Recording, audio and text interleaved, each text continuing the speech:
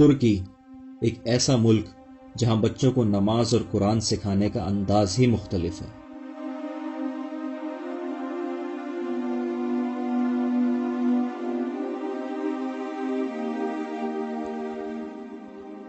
ترکی میں بچوں کی نفسیات کو دیکھتے ہوئے ان کی تربیت کی جا رہی ہے۔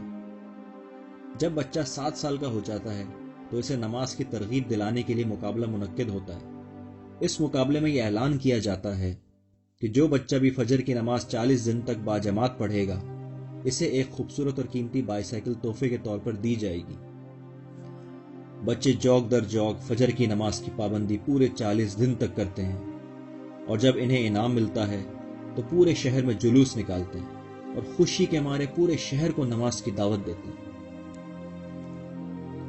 40 دن تک ان میں سے ہر ایک بچہ نمازی بننا سیکھتا ہے، اور 41ویں دن وہ نماز کی دعوت دینے والا بن چکا ہوتا ہے۔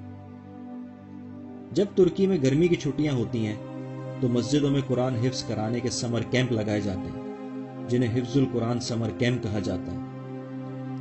ان سمر کیمپ سے بچوں کو اتنا قرآن ضرور یاد کرا دیا جاتا ہے جن میں بنیادی صورتیں اور دعائیں شامل ہوتی ہیں، تاکہ پوری زندگی کچھ نہیں تو کم از کم نماز ہی اچھے طریقے سے ادا کر سکیں اور عمر بھر کے واسطے ان کی رحمت اور برکت کا ذریعہ بن جائیں۔ سمر کیمپس میں انہیں مسجد کی بہترین سہولت بھی دی جاتی ہے، اور ساتھ ساتھ یہ اعلان بھی کیا جاتا ہے کہ جو مکمل قرآن حفظ کرے گا اسے عمرے کا ٹکٹ دیا جائے گا۔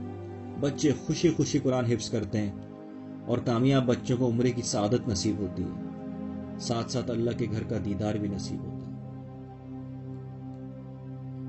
ترکی میں بچوں کی عربک ہینڈ رائٹنگ اچھی کرنے کے لیے اور عربی زبان سے محبت دلانے کے لیے جگہ جگہ خطاطی کا فن سکھانے کے ادارے کھلے ہوئے ہیں۔ وہاں بچوں کو ہاتھ اور کمپیوٹر کی مدد سے عربک کیلی گرافی سکھائی جاتی ہے۔ اس کے علاوہ اسکاؤٹس کی تربیت کے کیمپ لگائے جاتے ہیں، جہاں بچوں کو دوسروں کی خدمت کیسے کی جائے یہ سکھایا جاتا ہے، کیسے وہ کسی کو تکلیف میں دیکھ کر دوڑ لگا کر اس کی مدد کر سکتے ہیں۔ یہ چھوٹے چھوٹے فٹ بال گراؤنڈ ہوتے ہیں جہاں وردی میں کھیلنا ضروری ہوتا ہے۔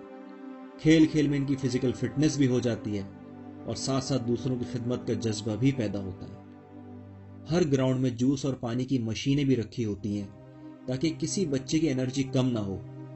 اس کے علاوہ کچھ بچے سوئمنگ کے شوقین ہوتے ہیں، انہیں بہت ہی کم فیس میں سوئمنگ سیکھنے پر موٹیویٹ کیا جاتا ہے۔